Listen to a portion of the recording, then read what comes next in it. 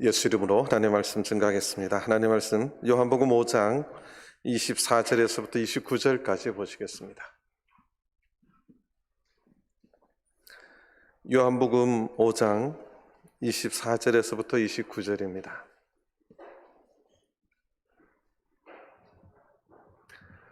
요한복음 5장 24절. 내가 진실로 진실로 너희에게 이르노니 내 말을 듣고 또 나 보내신 이를 믿는 자는 영생을 얻었고 심판에 이르지 아니하나니 사망에서 생명으로 옮겼느니라. 진실로 진실로 너희에게 이르노니 죽은 자들이 하나님의 아들의 음성을 들을 때가 오나니 곧 이때라. 듣는 자는 살아나리라. 아버지께서 자기 속에 생명이 있음 같이 아들에게도 생명을 주어 그 속에 있게 하셨고 또 인자됨을 인하여 심판하는 권세를 주셨느니라. 이를 기이 여기지 말라. 무덤 속에 있는 자가 다시 다 그의 음성을 들을 때가 오나니 선한 일을 행한 자는 생명의 부활로 악한 일을 행한 자는 심판의 부활로 나오리라. 아멘. 할렐루야. 오늘 거룩한 안식일, 코로나19의 어려움 속에서도 주님의 전에 나오신 모든 성도님들 하나님께 지켜주시고 보호해주시고 함께해 주시길 바랍니다. 코로나19가 좀 굉장히 급박하게 지금 많은 확진자들이 발생하는 기간입니다. 성도님들 꼭 조심하시고 마스크를 꼭 벗지 않고 꼭 끼고 생활하시게 되기를 간절히 바랍니다. 우리 오늘은 어제 저녁에 이어서 요한복음 5장에 있는 말씀, 요한복음 다시 잘 들여다보기 하고 있는데요. 우리가 이제 복습을 조금 하면 예수님께서는 계속해서 사람을 만나서 굉장히 귀중한 진리를, 복음을 지금 말씀을 하고 있습니다. 3장에서는 누구를 만났죠? 니고데모를 만나서 거듭남의 세례에 대해서 말씀해 주셨고, 4장에는 누구를 만났죠? 사마리아의 수가성 여인을 만나서 성령에 대해서 말씀해 주셨습니다. 5장에는 누구를 만났죠? 38년 된 병자, 베데스다 연못가에 있었던 병자를 만나서 병을 고쳐주셨는데 그 뒤에 이어지는 스토리가 오늘의 이야기예요.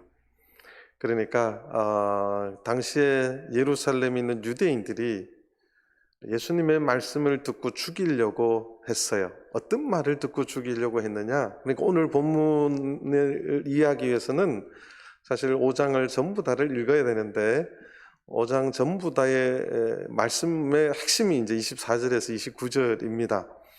그러면 오늘 이런 말씀을 하게 된 이유를 조금 알아야 될 거 아니에요? 그래서 베데스다에 38년 된 환자를 낫게 해주시니까 안식일 날 그가 38년 누웠던 그 침상을 들고 다니까 유대인들이 하지 말라.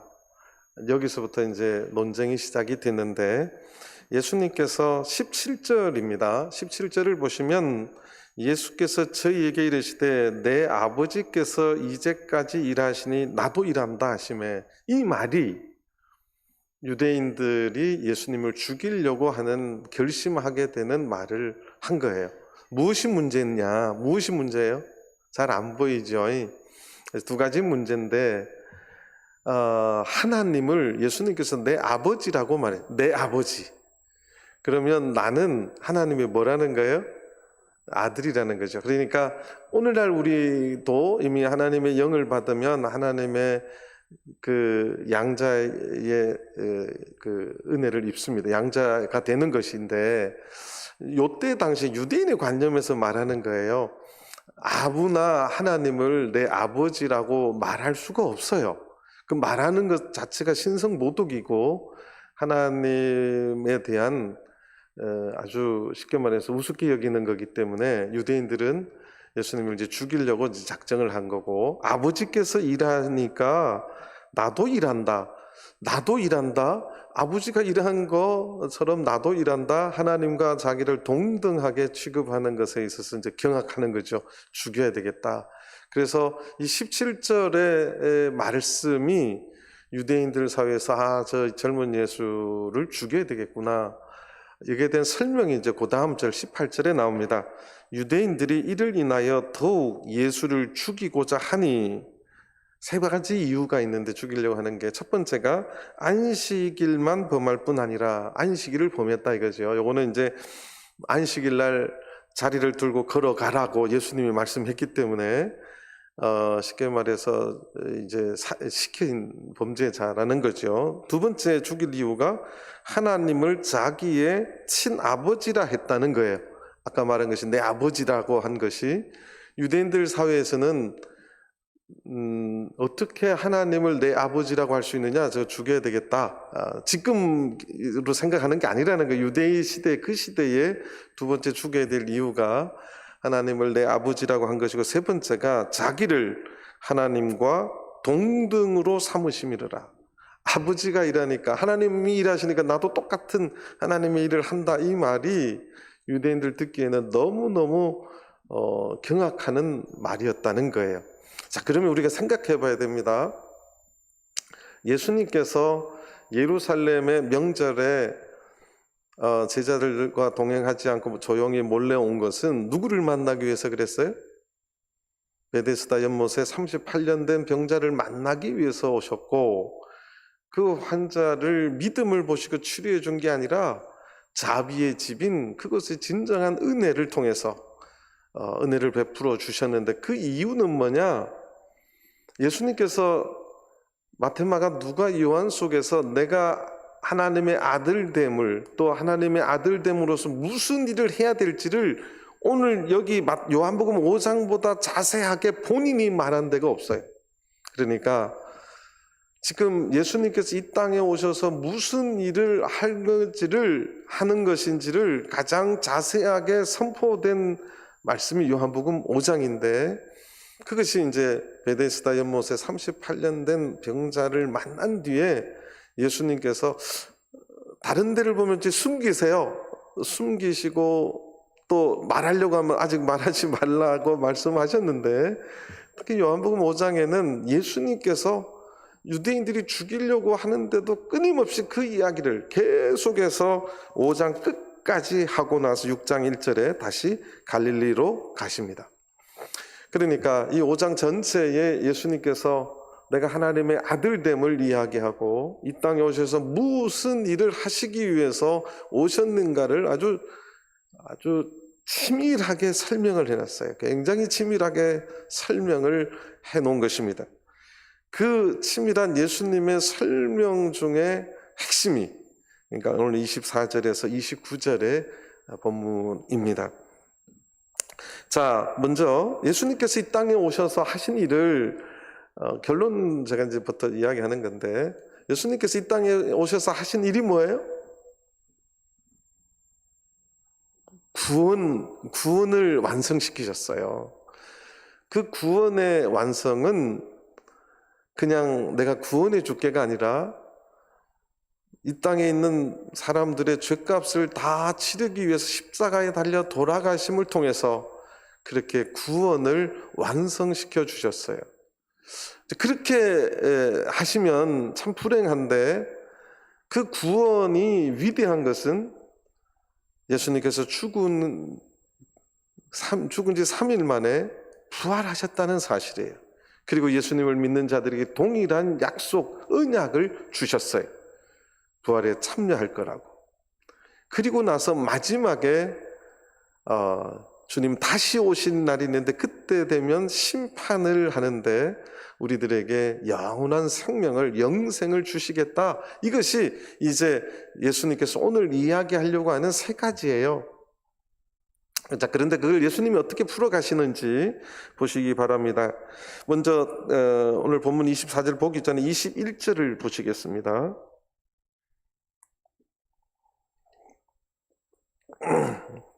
아버지께서 죽은 자들을 일으켜 살리심같이 아들도 자기의 원하는 자들을 살리느니라. 이 부활을 말하죠. 예수님께서 아주 미리 말씀하세요. 22절, 아버지께서 아무도 심판하지 아니하시고 심판을 다 누구에게 맡기셨다고요?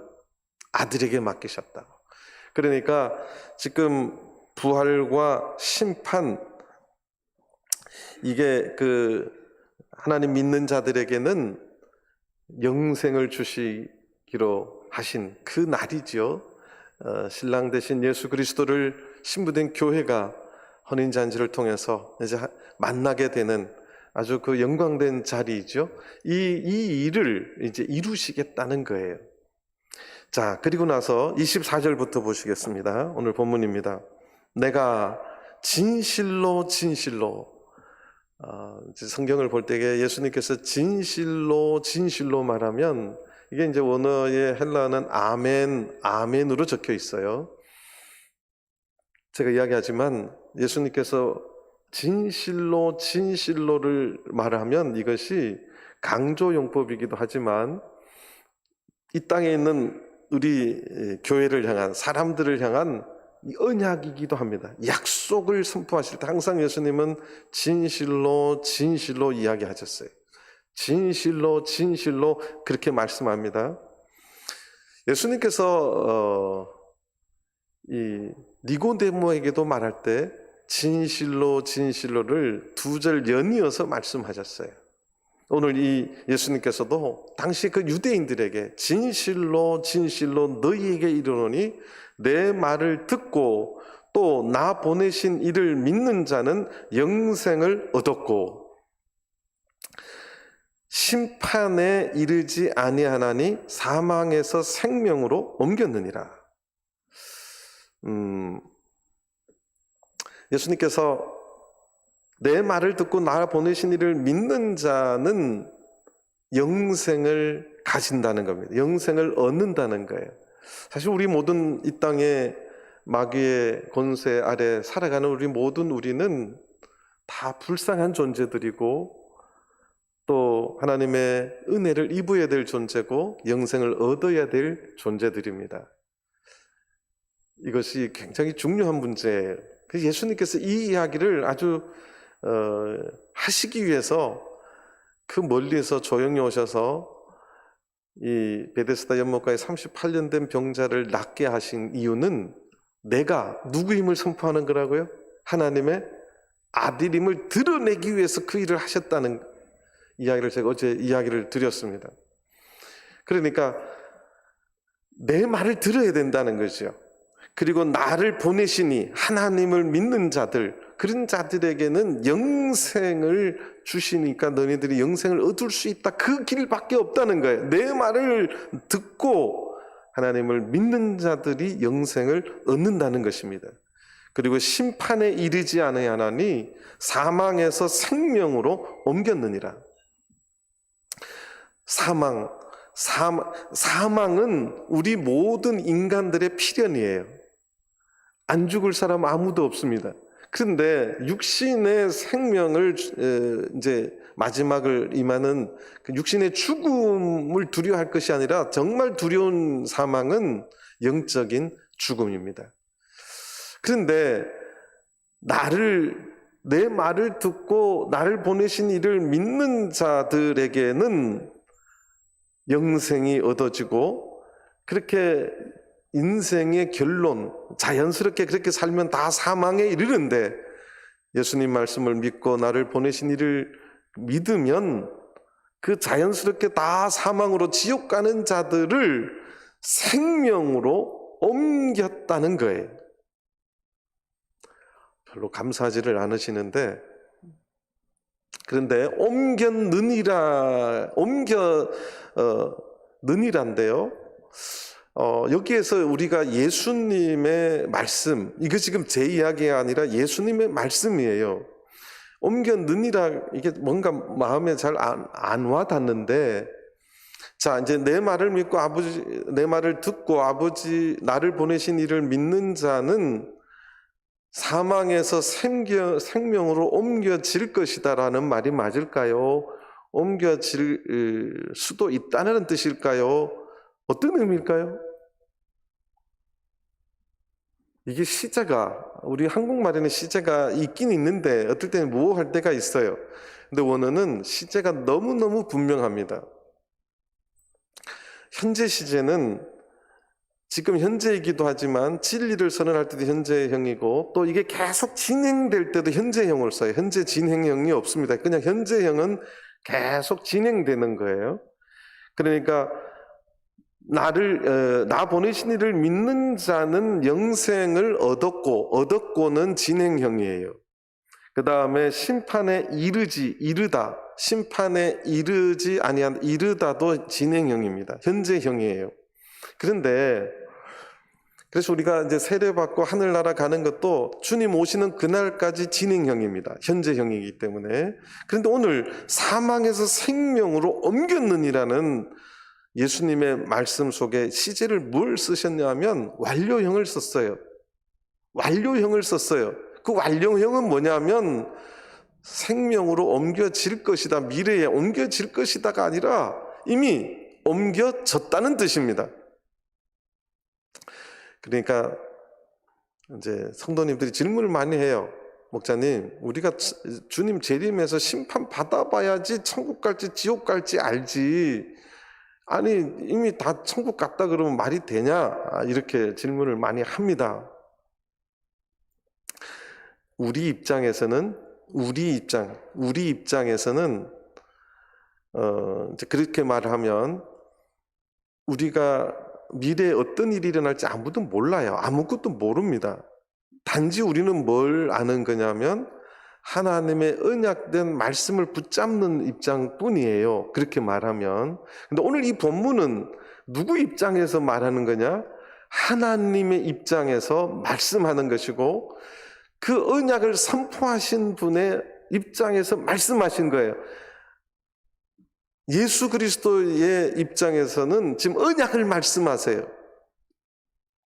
성경 말씀을 언약적인 개념 안에서 설명 안 하면 영원히 자꾸 우리 인간의 시간 속에서만 보려고 합니다.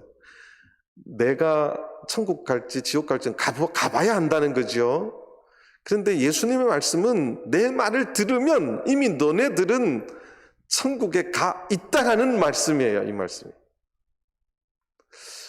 제가 왜 자꾸 이 말을 강조하냐면 오늘 우리가 얻은 구원이 얼마나 은혜로운가를 말씀드리려고 하는 거고 얼마나 귀한 것인가를 말씀하려고 하는 거예요. 그 말씀을 예수님이 해주신 거예요. 우리 입장에서는 모르기 때문에 하나님의 일을 모르기 때문에 우리 입장에서는 가봐야 하는 것이 틀린 말은 아닌데 그것을 가지고 오늘 본문을 해석해서는 안 된다는 거예요. 오늘 이 본문은 하나님의 구원의 사역 안에서는 이미 우리를 다 생명으로 하나님의 나라로 옮겼다고 선언하고 그 언약 안에 있는 자들, 인 크라이스트 한 예수 그리스도 안에 계속 있는 자들에게는 이미 구원 얻은 백성이라는 사실이에요. 믿으시기 바랍니다. 우리가 믿고 세례를 받는 자는 구원을 얻을 것이다.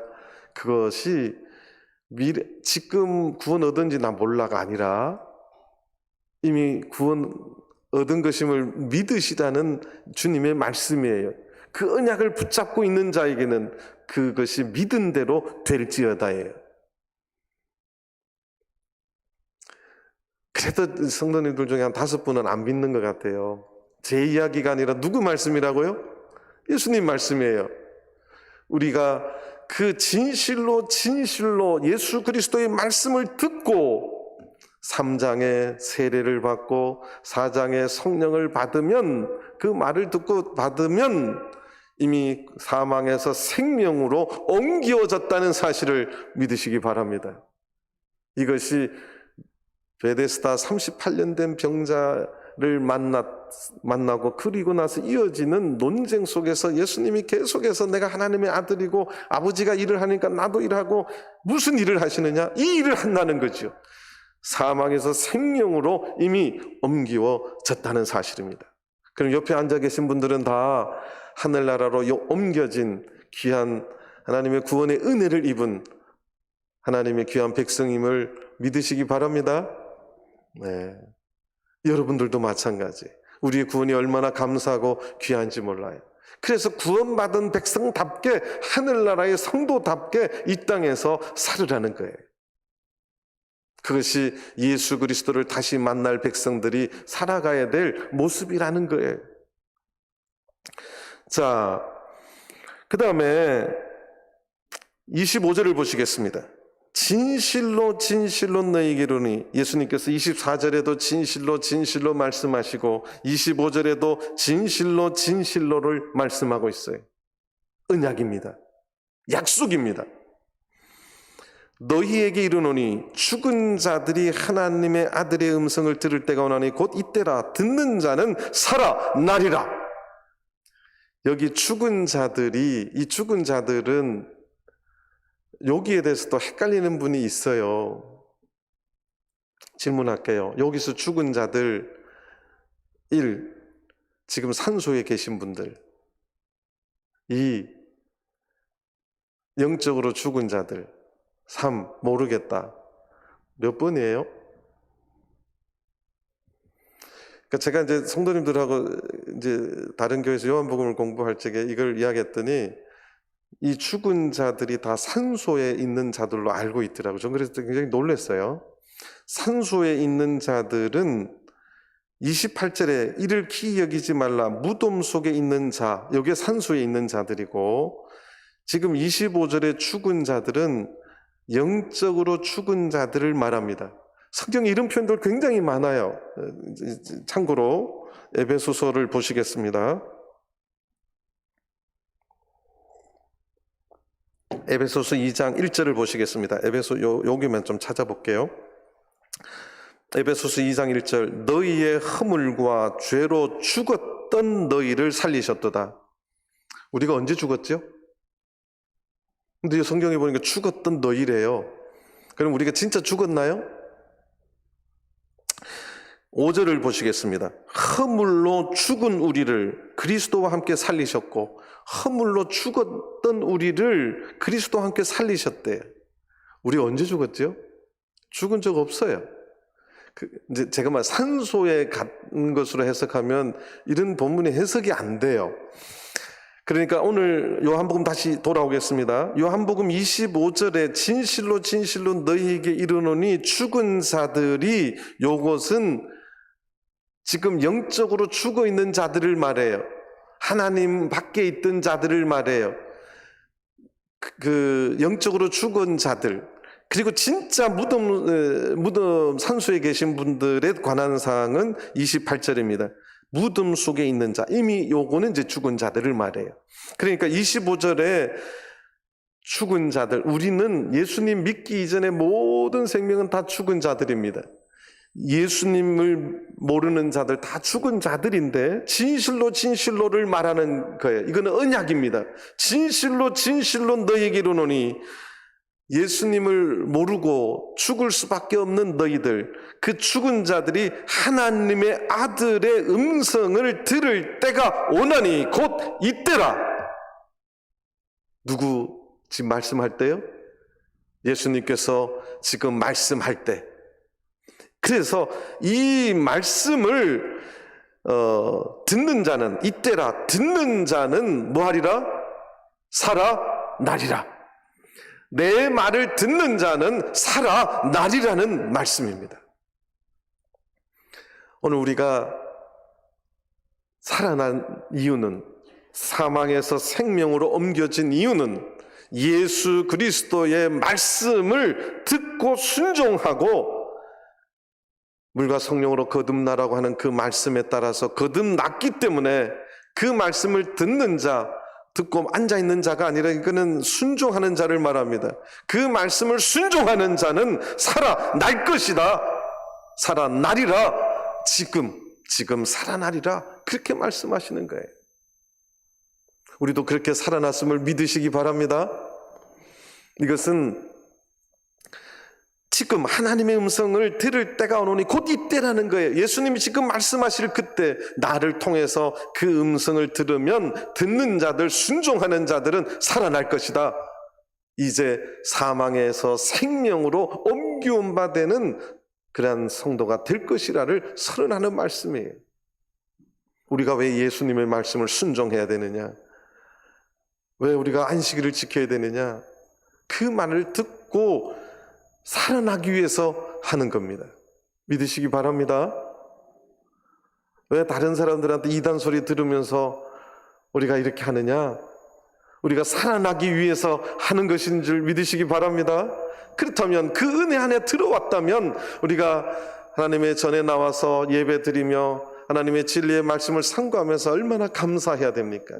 이미 우리는 죽은 자들 가운데서 살아난 그런 자들임을 감사하며 감격해하며 이제 죽은 자들을 따라갈 것이 아니라 죽은 자들에게 귀한 복음을 전할 수 있는 자들이 되어야 된다는 사실입니다. 지금 예수님께서 이렇게 길게 설명한 적이 없어요. 여러분들이 지금 5장 47절까지 사실 이 이야기를 쭉 하시는 겁니다.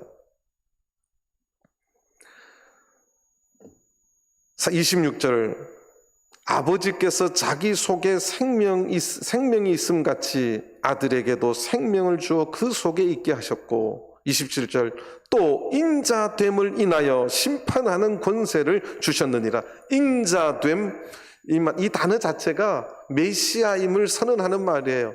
내가 메시아임을 인하여, 내가 인자됨을 인하여 심판하는 권세를 주셨느니라. 여러분들, 이 권세라는 단어가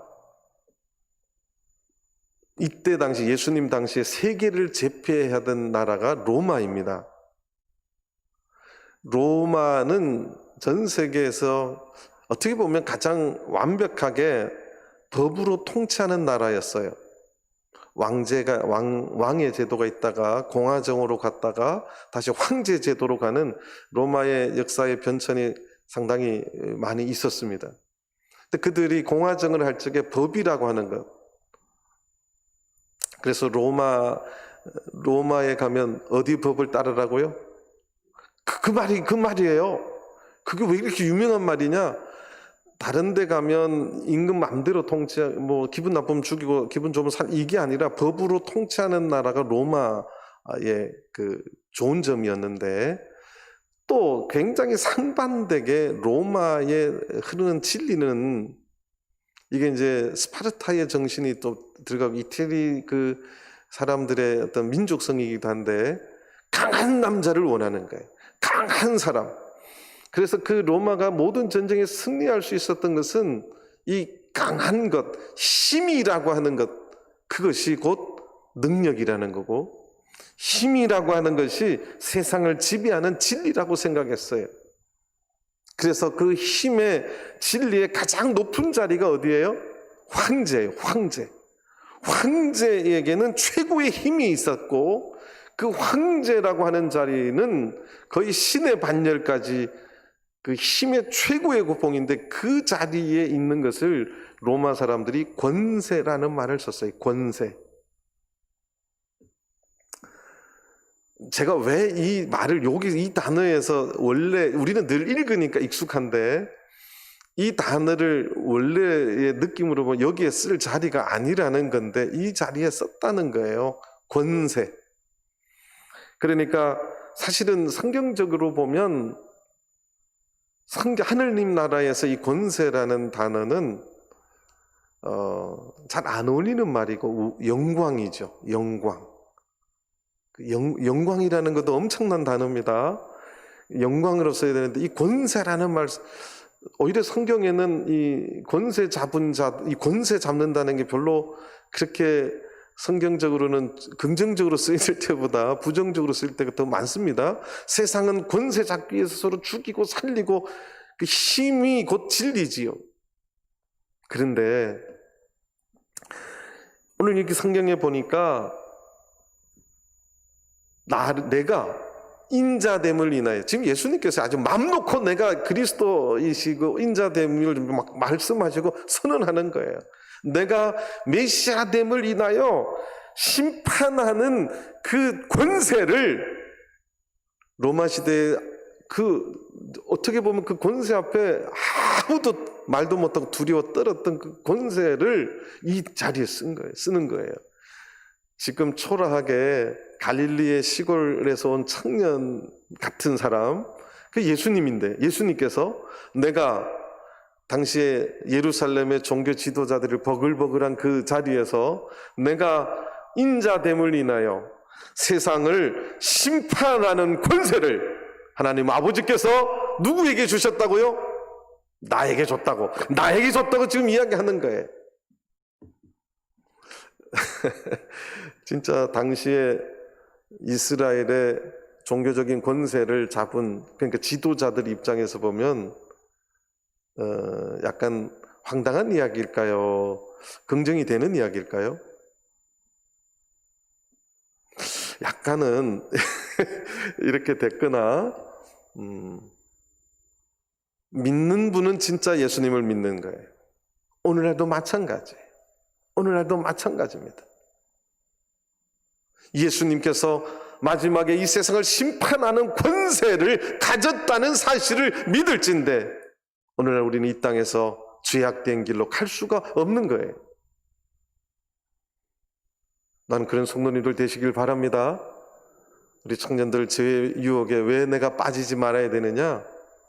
그 어마어마한 세상을 심판하는 권세가 그 초라했던 예수님에게 있다고 지금 예수님이 말씀하시는데 그 말을 믿느냐는 거예요. 믿는 자들에게는 생명이 있다는 거죠. 우리는 맨날 읽으니까 당연한 말인데요. 당시에 유대인들이 이 말을 들으면 참 무지로 소이다의 말이에요. 갈릴리 그 촌동네에서 온 젊은 청년이 이런 말을 하니까 당시의 사람들은 황당하기도 했고 저 사람이 좀 이게 좀 정신이 좀 뭐 문제가 있는 게 아니냐 이렇게 판단할 만한 말인데 알고 보면 이것이 진리고 진실이라는 사실입니다. 그래서 우리는 왜 예수 그리스도의 말씀을 믿어야 되느냐? 이유가 거기에 있는 거고, 왜 우리가 그리스도 백성답게 살아야 되는 이유가 여기에 있는 것입니다. 그 영광스러운 자리, 그 세상 모든 심판의 권세를 가진 예수 그리스도, 그분의 심판 속에서 영생을 얻기 위해서 우리가 하루하루 그렇게 살아야 됨을 믿으시길 바랍니다. 자, 28절, 이를 기히 여기지 말라. 무덤 속에 있는 자가 다 그의 음성을 들을 때가 오나니. 이를 기히 여기지 말라. 무덤 속에 있는 자, 이것은 이미 죽은 자들을 말해요. 데살로니가전서 4장을 보시겠습니다. 데살로니가전서 4장, 데살로니가전서 4장 16절입니다.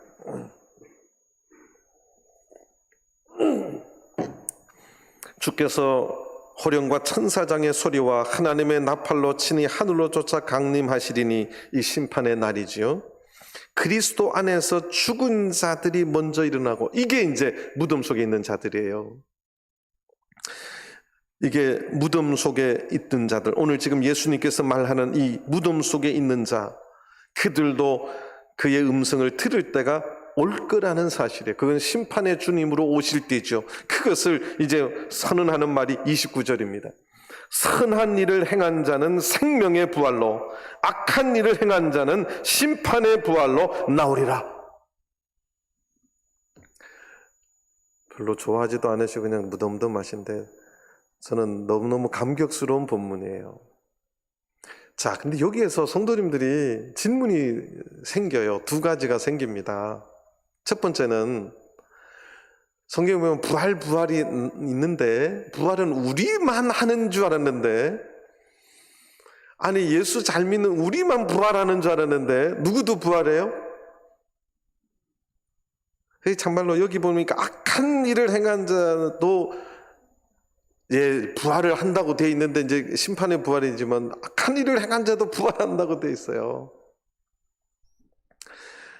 그러니까 목사님, 우리만 부활하는 게 아니라 안 믿는 인간들도 부활해요? 그럼 뭐라고 대답해야 돼요?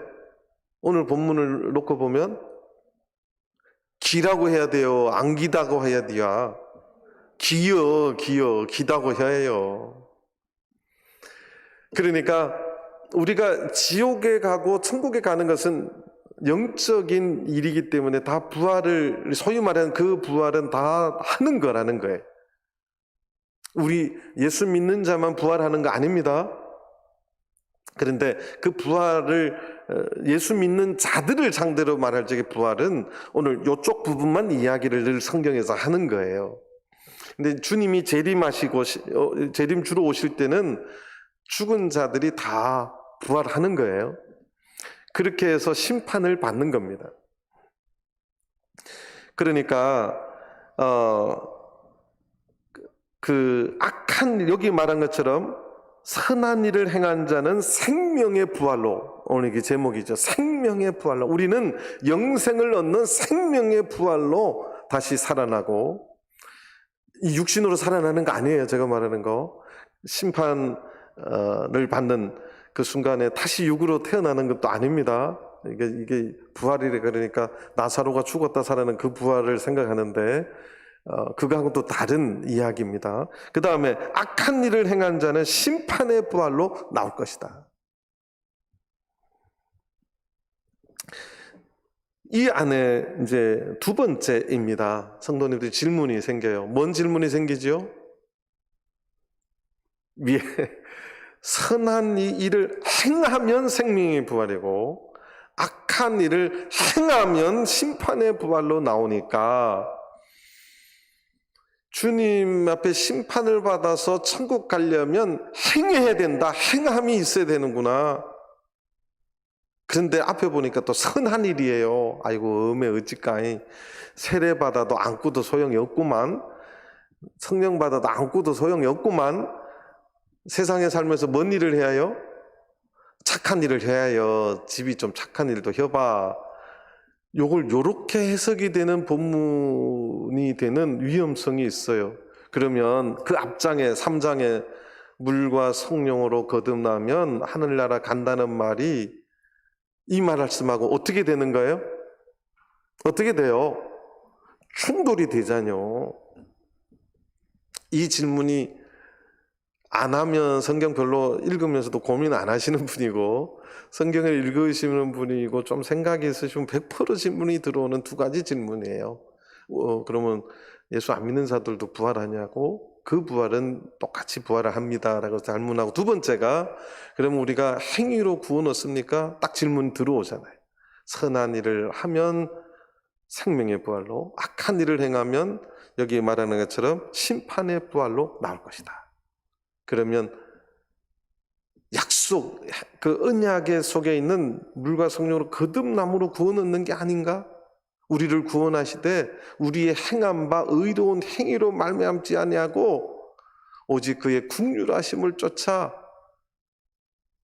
우리 물로 새롭게 씻어지고 성령으로 새롭게 하는 것으로 하셨다는 말, 디도서 3.5절 도대체 무슨 뜻인가? 이게 헷갈리기 시작하는 거예요. 이게 이제 본문이 어려워지는 본문이고 성도님들이 힘들어하는 본문인데 원어를 보면 아무 문제가 없는 말씀이에요. 자, 그러면 선한 일, 악한 일이 뭐냐를 알아야 되잖아요. 우리는 이 본문을 대할 때 선한 일 그러면 사회적으로 도덕적으로 착한 일로 해석을 해요. 그러니까 성경이 자꾸 왜곡이 됩니다. 그런데 여기서 선한 일은 우리 기준으로 착한 일, 선한 일이 아니라 하나님 보시기에 선한 일, 하나님 보시기에 악한 일을 행한 것을 말해요.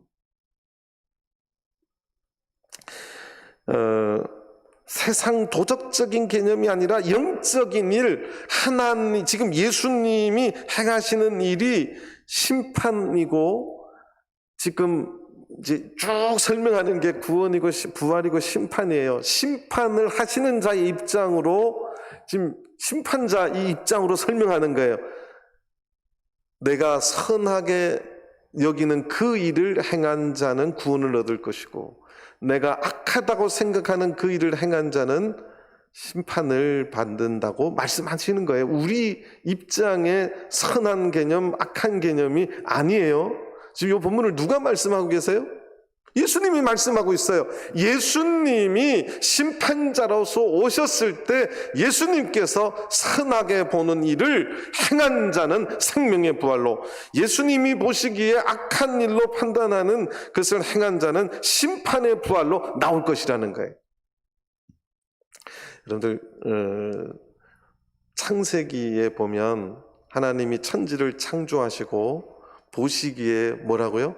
참 좋았더라. 그것이 히브리어고요. 지금 헬라어의 선하다는 말은요, 그러니까 히브리 말에 보시기에 참 좋았다는 거하고 지금 여기 단어하고 같이 쓰는 단어예요. 누구 보시기에 좋은 일이에요? 하나님 보시기에. 예수님의 말을 듣고 순종하는 그 일, 그게 선한 일이에요. 그러니까 성경을 통전적으로 봤을 때 이것이 사람의 입장으로 선한 일이 아니라 하나님의 눈으로 봤을 때 선한 일은 뭐냐? 저는 이렇게 생각을 합니다. 사도행전 2장을 보시겠습니다. 사도행전 2장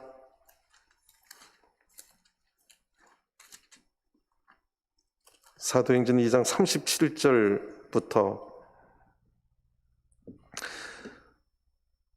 저희가 이 말을 듣고 마음에 찔려 베드로와 다른 사도들에게 물어가라되 형제들아 우리가 어찌할까 하거늘 베드로가 가로되 너희가 회개하여 각각 예수 그리스도 이름으로 세례를 받고 죄사함을 얻으라. 그리하면 성령을 선물로 받으리니 이 약속은 너희와 너희 자녀와 모든 먼데 사람 곧 우리 주 하나님이 얼마든지 부르시는 자들에게 하신 것이라 하고 또 여러 말로 확정하며 권하여 가로되 너희가 이 패역한 세대에서 무엇을 받으라?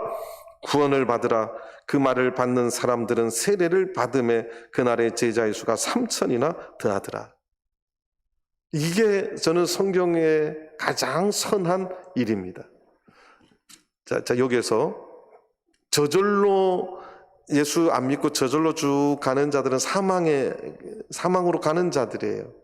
그런 자들을 생명으로 옮기는 것은 하나님 보시기에 가장 선한 일이세요.